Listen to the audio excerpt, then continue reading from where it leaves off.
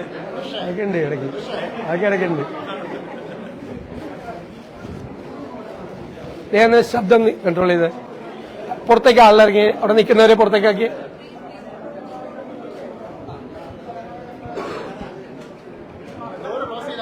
Door close ചെയ്യും.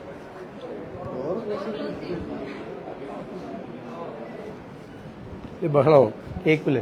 അവിടെ ഒന്നും മിണ്ടായിരിക്കാനും പറയണേ.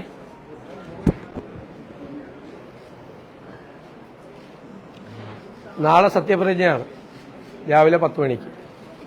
മുഖ്യമന്ത്രിയോടൊപ്പം 6 പതിറ്റാണ്ടുകൾക്ക് ശേഷം UDF-ൽ കോൺഗ്രസിൽ സമ്പൂർണ്ണ മന്ത്രിസഭയിൽ സത്യപ്രതിജ്ഞയാണ്.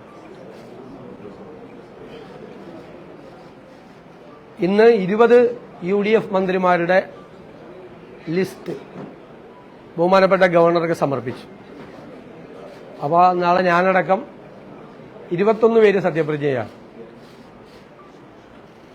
ലീഗ് മന്ത്രിമാരുടെ മുസ്ലിം ലീഗ് പ്രഖ്യാപിച്ചു. ബാക്കിയുള്ളവരുടെ നിങ്ങൾക്കറിയാം. കോൺഗ്രസിന്റെ ചരിത്രത്തിലെ ഏറ്റവും വേഗത്തിലെടുത്ത തീരുമാനമാണ് മന്ത്രിമാരുടെ ലിസ്റ്റ്. അതിൽ 63 MLA-മാർ കോൺഗ്രസിനുണ്ട്. ഒരുപാട് അർഹതപ്പെട്ട ആളുകളുണ്ട്. നമുക്കിതിൻ്റെ അകത്ത് ഉൾക്കൊള്ളിക്കാൻ പറ്റാത്ത ആളുകൾ, അർഹതപ്പെട്ട ആളുകൾ അക്ഷരാർത്ഥത്തിൽ. പക്ഷെ നമുക്ക് 11 പേരാണുള്ളത്. അപ്പോൾ നമുക്ക് കുറേ അർഹതയുള്ള ആളുകളെ പല സോഷ്യൽ ബാലൻസും റീജിയണൽ ബാലൻസും എല്ലാം കൂടി പരിഗണിക്കുമ്പോൾ അവരെ പരിഗണിക്കാൻ പറ്റിയിട്ടില്ല. അതിലെനിക്ക് വലിയ ദുഃഖമുണ്ട്, വലിയ പ്രയാസമുണ്ട്. വളരെ അടുത്ത സഹപ്രവർത്തകരാണ് പുറത്തു നിൽക്കുന്ന പലരും, ഇതിൽ പെടാത്ത പലരും.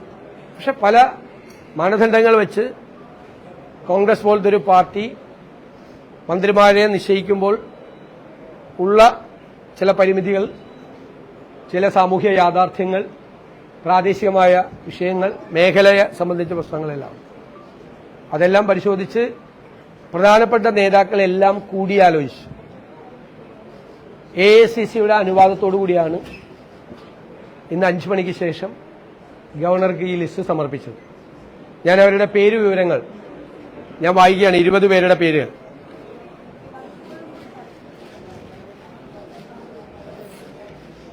Shri PK Kunhalikutty, Shri Ramesh Chennithala, Shri Sunny Joseph, Shri K Muraleedharan, Shri Mons Joseph, Shri Shibu Baby John, Shri Anoop Jacob,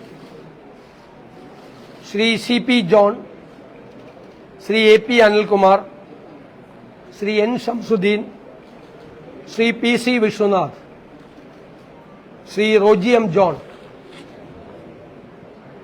Shrimati Bindu Krishna, Shri M Liju, Shri KM Shaji, Shri PK Basheer, Shri VE Abdul Gafoor, Shri T Siddique, Shrimati KA തുളസി.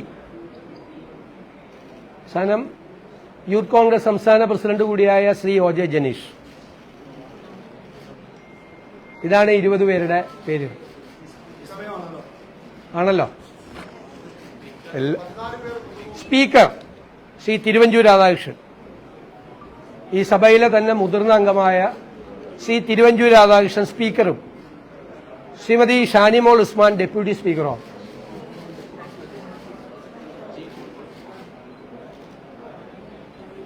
ചീഫ് വിപ്പ് അത് കേരള കോൺഗ്രസിനാണ്.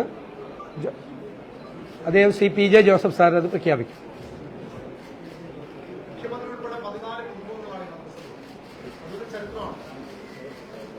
തീർച്ചയായിട്ടും പുതുമുഖങ്ങൾ വരട്ടെ, എല്ലാവർക്കും അവസരങ്ങൾ ഉണ്ടാവുമല്ലേ.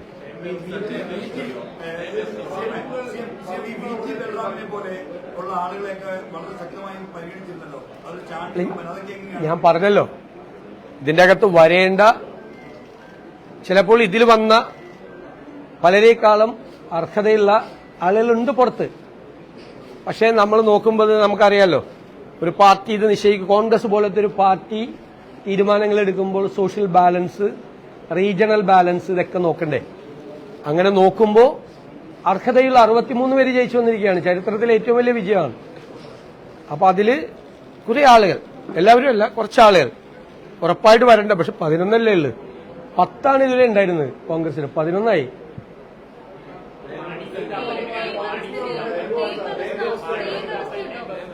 അത് പറയാം, പിന്നീട് പറയാം. ഇല്ല, അത് പറയാം, പിന്നീട് പറയാം. വകുപ്പുകളുടെ കാര്യം, വകുപ്പുകളെല്ലാം ഏകദേശം തീരുമാനമായിട്ടുണ്ട്. ചെറിയ ചെറിയ കറക്ഷൻസ് മാത്രമേ ഉള്ളൂ. ഘടകകക്ഷികൾ തമ്മിലുള്ളതും ഏകദേശം പൂർത്തിയായിട്ടുണ്ട്. കുറച്ച് കാര്യങ്ങൾ കൂടി നോക്കണം. അത് സാധാരണ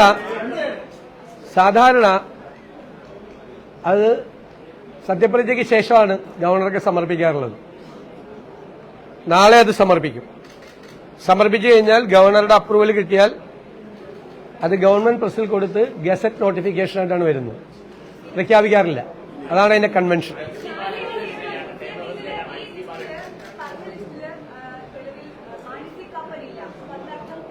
അല്ല, അത് പറഞ്ഞല്ലോ, ഞാൻ 3 ചോദ്യം വന്നത്. അപ്പൊ ഞാൻ പറഞ്ഞല്ലോ അത് പിന്നീട് പറയാമെന്ന് പറഞ്ഞു. ചില ധാരണകളുണ്ട്, അത് ഞാൻ പിന്നീട് പറയാം.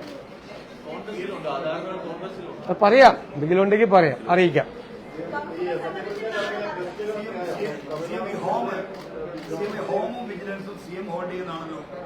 അല്ലല്ല, അതൊക്കെ പറയാന്നേ.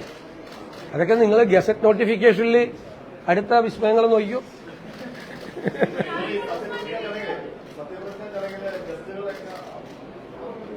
അതായത് കോൺഗ്രസ് പ്രസിഡന്റ് ശ്രീ മല്ലികാർജുൻ ഖാർഗെ, ശ്രീ രാഹുൽ ഗാന്ധിജി, ശ്രീമതി പ്രിയങ്ക ഗാന്ധിജി, കർണാടക മുഖ്യമന്ത്രി ശ്രീ സിദ്ധരാമയ്യ, തെലങ്കാന മുഖ്യമന്ത്രി ശ്രീ രേവന്ത് റെഡ്ഡി, ഹിമാചൽ മുഖ്യമന്ത്രി ശ്രീ സുഖ്വീന്ദർ സുഖു. അതേ, ഞാൻ NSU അഖിലേന്ത്യാ സെക്രട്ടറി ആയിരുന്നപ്പോൾ ഹിമാചലിലെ NSU പ്രസിഡന്റ് ആയിരുന്ന ആളാണ്. പിന്നെ കർണാടക ഡെപ്യൂട്ടി മുഖ്യമന്ത്രി DK ശിവകുമാർ. പിന്നെ അവിടെ നിന്നെല്ലാം നിരവധി മന്ത്രിമാരെല്ലാം വരുന്നുണ്ട്. അത് വരും, അത് വരട്ടെ, വരും, അദ്ദേഹം വരും, അത് വരും. ഇപ്പൊ അല്ല, പിന്നീട് അല്ല, ഇപ്പൊ അല്ല, നാളെ, പിന്നീട് നിരവധി മന്ത്രിമാർ വിവിധ സംസ്ഥാനങ്ങളിൽ നിന്ന് വരുന്നുണ്ട്. ബഹുമാന്യനായ പ്രതിപക്ഷ നേതാവ് ശ്രീ പിണറായി വിജയൻ, അദ്ദേഹം ഉണ്ടാവും. BJP സംസ്ഥാന പ്രസിഡന്റ് ശ്രീ രാജീവ് ചന്ദ്രശേഖർ വരാമെന്ന് സമ്മതിച്ചിട്ടുണ്ട്. ശ്രീ ബിനോയ് വിശ്വം വരാമെന്ന് സമ്മതിച്ചിട്ടുണ്ട്. വിവിധ കക്ഷി നേതാക്കൾ ഉണ്ടാവും. ഏറ്റവും ബഹുമാന്യനായ ശ്രീ പാണക്കാട് സാദിഖ് അലി ശിഹാബ് തങ്ങൾ ഉണ്ടാവും. എല്ലാവരും ഉണ്ടാവും. ഒന്നും തീരുമാനിച്ചിട്ടില്ല, ഒന്നും പറയില്ല. ഒരു ഡിമാൻഡും അവരാരും വെച്ചിട്ടില്ല, ഒരു ഡിമാൻഡും. അത്തരം കാര്യങ്ങളിലേക്ക് ഞങ്ങൾ ചർച്ച നടന്നിട്ടില്ല.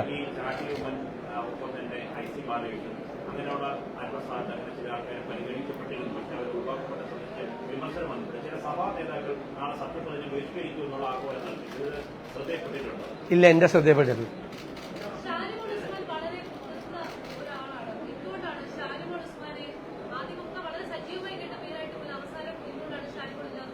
അല്ല, ഞാൻ വ്യക്തിപരമായിട്ട് ആരെക്കുറിച്ചും പറയുന്നില്ല. ഞങ്ങൾ ചർച്ച ചെയ്യാത്ത പേരുകൾ പോലും നിങ്ങൾ പറഞ്ഞുകൊണ്ടിരിക്കുകയായിരുന്നു. ഞാൻ എന്ത് ചെയ്യാൻ പറ്റും? നിങ്ങൾ തന്നെ മന്ത്രിസഭാ ലിസ്റ്റ് ഉണ്ടാക്കാൻ പോയാൽ നമ്മൾ എന്ത് ചെയ്യും? നിങ്ങൾ എല്ലാവരും ലിസ്റ്റ് ഉണ്ടാക്കിയിട്ടുണ്ടായിരുന്നു, മന്ത്രിസഭാ ലിസ്റ്റ്.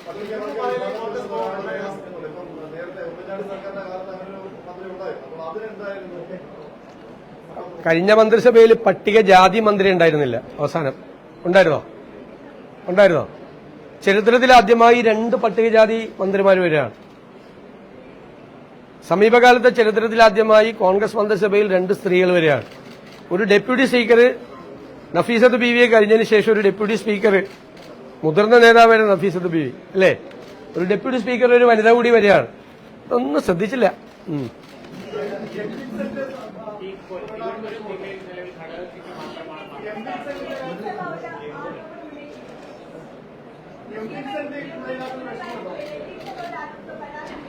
നിങ്ങൾ വ്യക്തിപരമായി ഞാൻ പറഞ്ഞല്ലോ, ഭയങ്കര മിടുക്കരായിട്ടുള്ള ആളുകൾ, ഇതിൽ വരേണ്ട ആളുകൾ, അർഹരായ ആളുകളുണ്ട്. നോക്കണ്ടേ?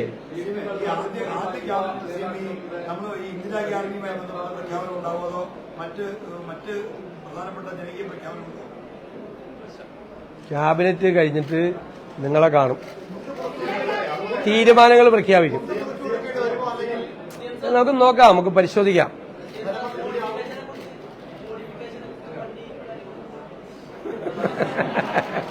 നമുക്ക് പറഞ്ഞിട്ടുണ്ടെങ്കിൽ അത് പറഞ്ഞിട്ടുണ്ടല്ലോ, അതൊക്കെ നടക്കുമല്ലോ. പറഞ്ഞതൊക്കെ നടത്താനല്ലേ നമ്മൾ വന്നിരിക്കുന്നത്, അല്ലേ? ഞങ്ങളെല്ലാവരും വന്നിരിക്കുന്നത് ജനാഭിലാഷങ്ങളെ യാഥാർത്ഥ്യമാക്കാനാണ്, ചെറുപ്പക്കാരുടെ ആഗ്രഹങ്ങളെ, അവരുടെ ആഗ്രഹങ്ങളെയാണ്. അല്ലാതെ വെറുതെ വോട്ട് കിട്ടാൻ വേണ്ടി പറഞ്ഞതാണോ? പറഞ്ഞ വാക്കിന് വ്യവസ്ഥയിലേക്ക് പിന്നെ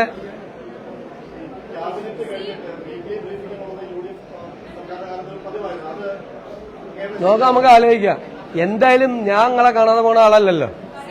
ഇന്നലെ ഇന്നും മിനിങ്ങാന്നുമായിട്ട് എത്ര പ്രാവശ്യം നിങ്ങളെ കണ്ടില്ല? ലോകത്ത് ആരെങ്കിലും ഇങ്ങനെ കണ്ടിട്ടുണ്ടോ? അല്ല, ഞാൻ ചോദിച്ചത്, നിങ്ങളെ കാണുന്നൊരു രസമല്ലേ?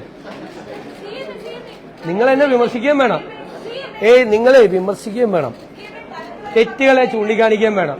നിങ്ങൾ തെറ്റുകൾ ചൂണ്ടിക്കാണിച്ചാൽ നമ്മളത് തിരുത്തും. പ്ലീസ്, ഞാൻ പറഞ്ഞോട്ടെ, കേരളത്തിലെ മുഖ്യമന്ത്രി ആകാൻ പോകുന്നയാൾ വിമർശനത്തിന് അതീതനല്ല. വിമർശിക്കണം, പക്ഷെ ആകാശത്ത് നിന്ന് വാർത്തയുണ്ടാക്കരുത്.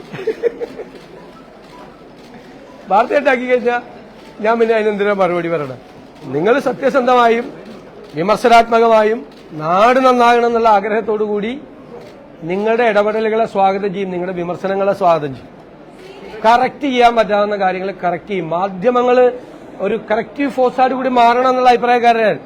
അല്ലാതെ എല്ലാ ദിവസവും ഇപ്പൊ 2-3 ദിവസമായിട്ട് നല്ല എന്നെക്കുറിച്ച് നല്ല എനിക്ക് വായിക്കാൻ ഭയങ്കര രസമുണ്ട്. രാവിലെ ആകുമ്പോൾ നല്ല വാർത്തകളാണ്. എപ്പോഴും അങ്ങനെ ആയിരിക്കില്ല എന്ന് എനിക്കറിയാം. യാഥാർത്ഥ്യബോധമില്ലേ? നമ്മൾ രാഷ്ട്രീയ പ്രവർത്തകരല്ലേ, യാഥാർത്ഥ്യബോധമുണ്ട്. വിമർശനങ്ങൾ വരും, അപ്രിയങ്ങളായ ചില തീരുമാനങ്ങൾ എടുക്കേണ്ടി വരും, അല്ലേ? നാടിന്റെ നന്മയ്ക്ക് വേണ്ടി, നാടിന്റെ പുരോഗതിക്ക് വേണ്ടി ചിലപ്പോൾ അപ്രിയങ്ങളായ തീരുമാനങ്ങൾ എടുക്കേണ്ടി വരും. അപ്പോൾ അതൊക്കെ നമുക്ക് ഗംഭീരാക്കാം. അത് നിങ്ങളെല്ലാവരും കൂടി സഹകരിക്കണം. നിങ്ങൾ ആലോചിക്കണം, ഒരു പുതുയുഗ കേരളത്തിന് തുടക്കമിടാൻ വേണ്ടിയിട്ടാണ് UDF വരുന്നത്. അത് ഞങ്ങളുടെ മാത്രം ഉത്തരവാദിത്വമല്ല, നിങ്ങളുടെ കൂടി ഉത്തരവാദിത്വമാണ്, മാധ്യമങ്ങളുടെ കൂടെ ഉത്തരവാദിത്വമാണ്. അപ്പൊ അത്തരം കാര്യങ്ങളിൽ ഒരു പോസിറ്റീവ് അപ്രോച്ച് നിങ്ങളുടെ ഭാഗത്ത് നിന്ന് ഉണ്ടാകണം. ഞാൻ നിങ്ങളോട് മാത്രമല്ല, മാധ്യമങ്ങളോട് മൊത്തമായിട്ട് ഞാൻ അത് പറയാം. നല്ല കാര്യങ്ങൾ വരുമ്പോൾ നമുക്കതിനെ പ്രോത്സാഹിപ്പിക്കുകയും നല്ല രീതിയിൽ ചെയ്യുകയും ചെയ്യാം. തെറ്റായ കാര്യങ്ങൾ വരുമ്പോൾ നിങ്ങൾ വിമർശിച്ചാൽ എന്താ? അത് വേണം എന്നുള്ള അഭിപ്രായമാണ് ഞാൻ. ആ അഭിപ്രായമാണ്. ഞാൻ നെഹ്റുവിയനാണ്, നിങ്ങൾക്ക് അറിയില്ലേ? ഇല്ലേ? ആ നെഹ്റുവിയൻ സോഷ്യലിസ്റ്റാണ് ഞാൻ. കാർട്ടൂണിസ്റ്റ് ശങ്കർ അദ്ദേഹത്തെ കുറിച്ച് കാർട്ടൂൺ വരയ്ക്കാതെ വിമർശിച്ച് കാർട്ടൂൺ വരയ്ക്കാത്തതിന് പരിഭവം പറഞ്ഞ ആളാണ്. അദ്ദേഹത്തെ ഇഷ്ടപ്പെടുന്ന ഒരാളാണ് ഞാൻ.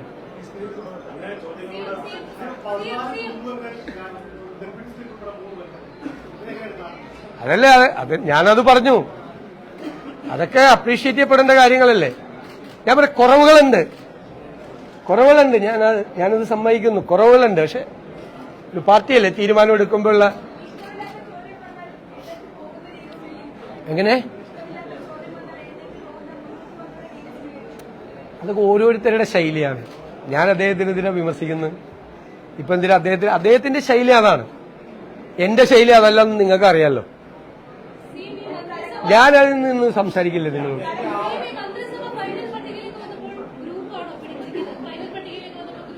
വേണമെങ്കിൽ നോക്കാം, അങ്ങനത്തെ ഒരു വാർത്ത കൊടുക്കാം. അത് നിങ്ങളുടെ സ്വാതന്ത്ര്യം. ഇതിന്റെ അകത്ത് എന്ത് ഗ്രൂപ്പാണുള്ളത്? ഏത് ഗ്രൂപ്പാണ് ഇതിനകത്തുള്ളത്? നിങ്ങൾ നോക്ക്, ഒരു കോൺഗ്രസ് നേതാവും ഒരു വ്യക്തിക്ക് വേണ്ടിയിട്ടും ഒരു അനാവശ്യമായ സമ്മർദ്ദം ചെലുത്തിയിട്ടില്ല. ഞങ്ങള് ഒരുമിച്ചിരുന്ന് 10 മിനിറ്റ് കൊണ്ടാണ് ആദ്യത്തെ പേരുകൾ എഴുതിയത്. അവസാനം 1-2 പേരുകൾ, 2-3 പേരുകൾ ഞാൻ നേരത്തെ പറഞ്ഞ ചില മാനദണ്ഡങ്ങൾ കൂടി കണക്കാക്കി അതിന്റെ എല്ലാ കാര്യങ്ങളും കൂടി ചർച്ച ചെയ്തിട്ടാണ് ആ തീരുമാനമെടുത്തത്. മനസ്സിലായല്ലോ? അല്ലാതെ വീതം വെപ്പല്ല. ഏത് ഗ്രൂപ്പാ വീതം വയ്ക്കാൻ? ഒരു ഗ്രൂപ്പുമില്ല. ഒരു നേതാവും ഒരു ഗ്രൂപ്പും ആരും ഒരു പ്രഷറും ചെലുത്തിയിട്ടുണ്ടെങ്കിൽ 24 മണിക്കൂർ കൊണ്ട് നടക്കുമോ? ശരിക്കും ഇന്നലെ വൈകുന്നേരം പ്രോസസ്സ് തുടങ്ങുന്നത്. ഞാൻ ഇന്നലെ രാവിലെ 11 മണിക്കാണ് എത്തുന്നത്. ഞാൻ പ്രധാനപ്പെട്ട ആളുകളെ കണ്ടതിന് ശേഷം ഇന്നലെ ഏകദേശം വൈകുന്നേരം 5 മണിക്കാണ് ഇതിന്റെ ഒരു സ്റ്റാർട്ട് ചെയ്യുന്നത് ചർച്ച. ഇന്ന് വൈകുന്നേരം 5 മണിക്ക് ഗവർണർക്ക് ഇത് സബ്മിറ്റ് ചെയ്തു. മറ്റ് നേതാക്കന്മാര് കോൺഗ്രസിന്റെ അകത്ത് ഘടകകക്ഷികളുടെ അടുത്ത് അവർ സഹകരിച്ചില്ലെങ്കിൽ നടക്കും ഇത്. നിങ്ങൾ അതൊക്കെ ഒന്ന് ആലോചിക്കുക. നടക്കുക ശരിയല്ലേ ഞാൻ പറഞ്ഞത്? ആ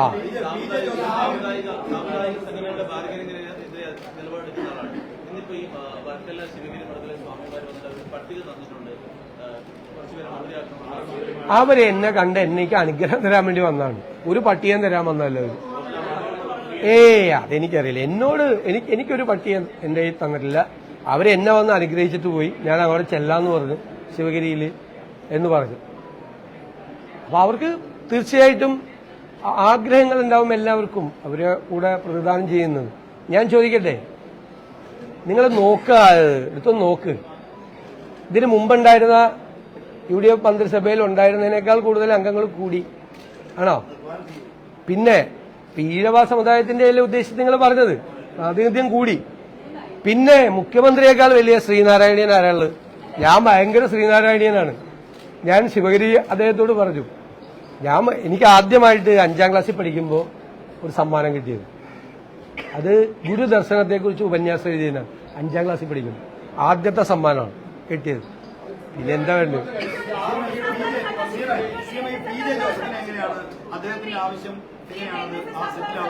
അദ്ദേഹം പരിണതപ്രജ്ഞനായ രാഷ്ട്രീയ നേതാവാണ്.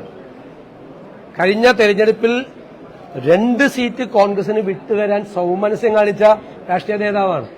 ഈ UDFിലെ ഏറ്റവും മുതിർന്ന നേതാവാണ്. എല്ലാ അനുഗ്രഹങ്ങളും എല്ലാ ഗൈഡൻസും ഞങ്ങൾക്ക് തരുന്ന ആളാണ്. അദ്ദേഹത്തെയൊക്കെ നമ്മളങ്ങനെ കൈകാര്യം ചെയ്യാലല്ലോ.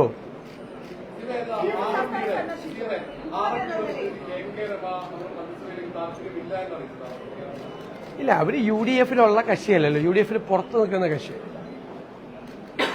ശരിയപ്പോ എന്തോരം നേരെ ഇംഗ്ലീഷോ യുവാസ്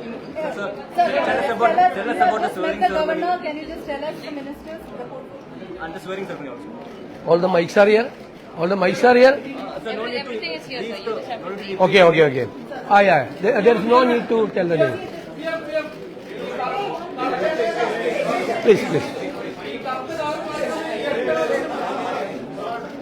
പിന്നെ ഞാൻ ഒരു കാര്യം ചെയ്യുകയാണ്. ഞാൻ നിങ്ങളോട് ആരോടെങ്കിലും എപ്പോഴും ഞാൻ കറുത്ത കാറിൽ യാത്ര ചെയ്യില്ല എന്ന് പറഞ്ഞിട്ടുണ്ടാ? ഇന്നലെ 2-3 ന്യൂസിൽ കണ്ട് കറുത്ത കാറിൽ യാത്ര ചെയ്യില്ല എന്ന് പറഞ്ഞ് അന്ത കറുത്ത കാറിന് കുഴപ്പം. എന്നിട്ട് ഞാൻ ഇന്നലെ ഒരു കറുത്ത കാറിൽ കയറിയെന്നും പറഞ്ഞിട്ട് അതെന്റെ പ്രൈവറ്റ് കാറാണ്, വേറെ സുഹൃത്തിന്റെയാണ്. എന്റെ വണ്ടി കേടായപ്പോ ഞാൻ അന്ന് പറഞ്ഞത് എന്താ? നിങ്ങൾ ചോദിച്ചു മുഖ്യമന്ത്രി ഉപയോഗിച്ച കാർ ഉപയോഗിക്കുമെന്ന് ചോദിച്ചു. അപ്പൊ ഞാൻ പറഞ്ഞു മുഖ്യമന്ത്രിക്ക് ഒരു പുതിയ കാറ് മേടിച്ചാൽ ഖജനാവ് ഇടിഞ്ഞൊന്നും വീഴില്ല. പക്ഷെ മുഖ്യമന്ത്രി ഒരു പുതിയ കാറ് മേടിച്ചാൽ അതൊരു റോങ് മെസ്സേജാണ് ഇപ്പോഴത്തെ സാമ്പത്തിക സാഹചര്യത്തിൽ, അല്ലെ? ഒരു റോങ് മെസ്സേജാണ്. പുതിയ കാറ് മേടിച്ചാൽ ആരും ഒന്നും പറയില്ല മുഖ്യമന്ത്രി പുതിയ കാറ്. പക്ഷെ ഒരു ഭരണ സംവിധാനത്തിന് ഒരു തെറ്റായ മെസ്സേജ് കൊടുക്കും. ഏത് വണ്ടിയാണ് അവൈലബിൾ എന്ന് വെച്ചാൽ ഞാനത് ഉപയോഗിക്കും. ഇനി 10,000 കിലോമീറ്റർ 1,00,000 കിലോമീറ്റർ ഓടിയ വണ്ടിയാണെങ്കിലും ഞാനത് ഉപയോഗിക്കും. എനിക്കത് മതിയെന്നേ. ഞാൻ ഭയങ്കര ലാളിത്യമുള്ള ആളാണെന്ന് അവകാശപ്പെടുകയല്ല. ഇത് നമ്മളെപ്പോഴും മുകളിലിരിക്കുന്ന ആളുകൾ കൊടുക്കുന്ന സന്ദേശമാണ്. അല്ലാതെ അതിൻ്റെ അകത്ത് ലാളിത്യമല്ല നിങ്ങൾ ചെയ്യേണ്ടത്. നമ്മൾ ശ്രദ്ധിക്കണം. അപ്പൊ ഞാൻ മറിച്ച് ഭയങ്കര വിലപിടിപ്പുള്ള ഒരു 2 കാറ് ഞാൻ വന്ന് മേടിച്ച് ഭയങ്കര സ്റ്റൈലായിട്ട് പോയാൽ നിങ്ങൾ ഒരു ദിവസമല്ലേ വാർത്ത എഴുതുള്ളൂ. അത് കഴിഞ്ഞാൽ പിറ്റേ ദിവസം പോലും മറന്നുപോയില്ല. എനിക്ക് ആ കാറിൽ പോകാല്ല. പക്ഷെ അതല്ല, അത് നൽകുന്ന ഒരു തെറ്റായ സന്ദേശമുണ്ട്. അതൊക്കെ ശ്രദ്ധിക്കണം. അപ്പൊ വെറുതെ ഈ പറഞ്ഞെന്താന്ന് കേൾക്കാതെ കറുത്ത കാറിൽ സഞ്ചരിക്കില്ല എന്ന് പറയാൻ എനിക്കെന്താ? എന്നോടെന്താ വല്ല ജോത്സ്യം പറഞ്ഞിട്ടുണ്ട് കറുത്ത കാറിൽ സഞ്ചരിക്കരുത്? ഇന്നലെ അടിച്ചു വിടുവാണ് വാർത്ത. ഞാൻ നോക്കിയപ്പോ ദേ പോകുന്നു കറുത്ത കാറിൽ പോയില്ല എന്ന് പറഞ്ഞിട്ട് അങ്ങനെയുള്ള വാർത്തയൊന്നും ചെയ്യും.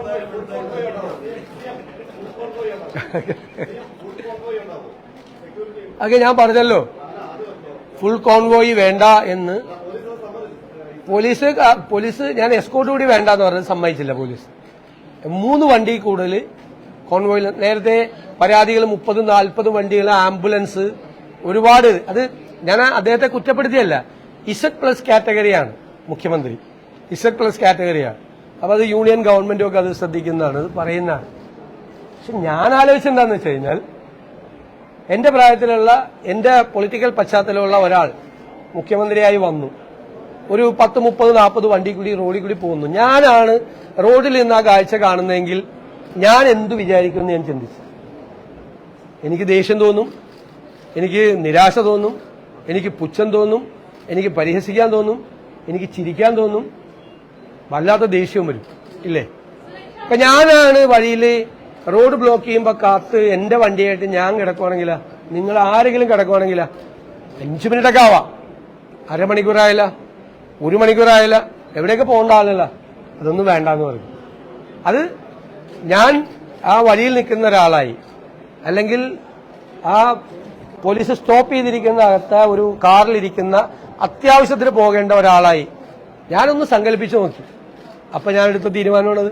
അത് വേറെ ഞാൻ ഭയങ്കര ലാളിത്യക്കാരനാണ്, ഭയങ്കര സിമ്പിളാണ് എന്നൊന്നുള്ളൊരു മെസ്സേജ് കൊടുക്കാൻ വേണ്ടിയിട്ടല്ല. പക്ഷെ ഇപ്പൊ നമുക്ക് അതൊക്കെ വേണം. ഇതൊന്നുമല്ല.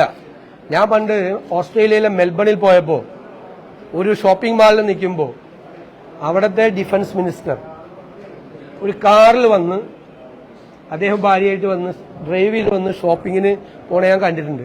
15 കൊല്ലം മുമ്പാണ്. ഞാനപ്പോ തലയിൽ കൈവച്ചു. എന്തൊരു അത്ഭുതമാണ്.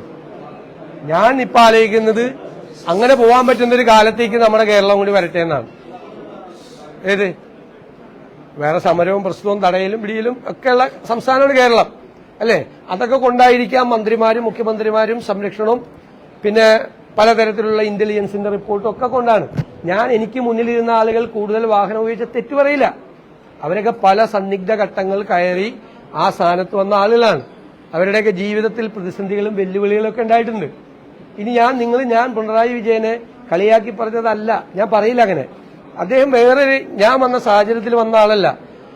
അദ്ദേഹത്തിന്റെ സ്റ്റേച്ചർ അല്ല ഞാൻ മുഖ്യമന്ത്രിയാകുമ്പോൾ എനിക്കുള്ള സ്റ്റേച്ചർ. നമ്മളത് കരുണാകരനോ എ കെ ആന്റണിയോ ഉമ്മൻചാണ്ടിയോ മുഖ്യമന്ത്രിയായിരിക്കുമ്പോൾ അവർക്കുള്ള സ്റ്റേച്ചർ അല്ല എനിക്കുള്ളത്. ഞാൻ ഇതെല്ലാം ആലോചിച്ചിട്ടാണ്. അത് വേറെ തരത്തിൽ അത് വ്യാഖ്യാനിക്കണ്ട. നമ്മൾ നമ്പർ ഇറക്കുകയാണെന്നോ അല്ല, വേണ്ട. അത് നമ്പർ 2 ദിവസം നിൽക്കുള്ളൂ, അല്ലേ? അതല്ല. അതുകൊണ്ടാണ് ഞാൻ ആലോചിച്ച് ഉറച്ച തീരുമാനം പണ്ട് എന്റെ മനസ്സിലുണ്ടായിട്ടുണ്ട്. മുഖ്യമന്ത്രി ആവുമ്പോ അങ്ങനെ ചെയ്യണമെന്നല്ല. ശരിയാ. ഇനി എന്ത് English, sorry. Now, after 60 years, the UDF complete cabinet is going to be swearing tomorrow at 10 o'clock. After 60 years, the complete cabinet. And we have discussed with the coalition partners.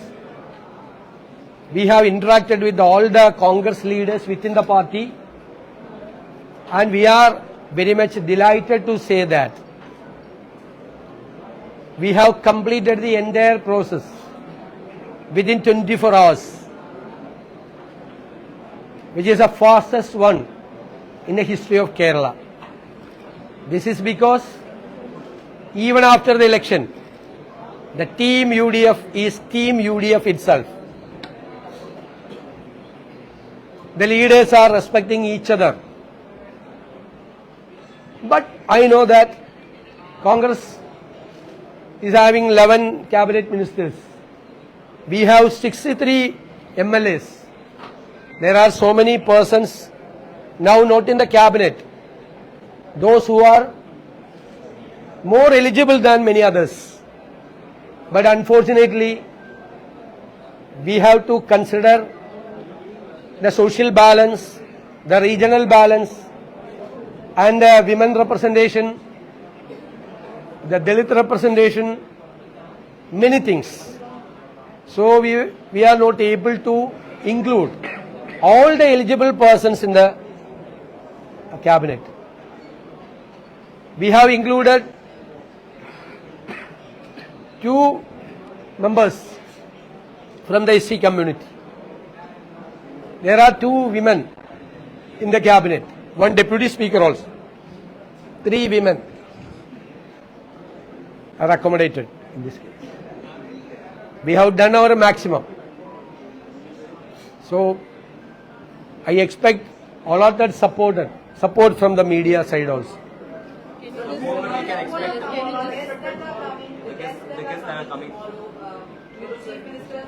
We expect Congress President Mallikarjun Kharge ji, Shri Rahul Gandhi ji, Srimati Priyanka Gandhi ji, and Karnataka Chief Minister Siddaramaiah ji, Telangana Chief Minister Revant Reddy ji, Himachal Pradesh Chief Minister Sri Sukhvinder Singh Sukhu ji, and Karnataka Deputy Chief Minister Sri D.K. Shivakumar, and many ministers from our states, and of course our leader of opposition, the former Chief Minister Sri Pinarayi Vijayan, BJP State President Sri Rajiv Chandrasekhar, the designated MLA, and Sri Binoy Vishwam, the CPI Secretary, and all of and Sadiq Ali Tangal, Panakkad Sadiq Ali Shihab Tangal, the UML President, and many UDF leaders, MPs, MLAs, VIPs, writers, cultural leaders. No, we have discussed with the AICC, then we told them to discuss with, then take a decision. I don't have anything to explain. There's Tamil Nadu Chief Minister. No, now there is no information that he will be coming. The allocation of departments. The portfolios, we are discussing, the final discussions are going on. As per the convention, tomorrow we have to submit the portfolios to the Honorable Governor. After getting approval from the Honorable Governor, it will be a gazette notification. Okay, thank you.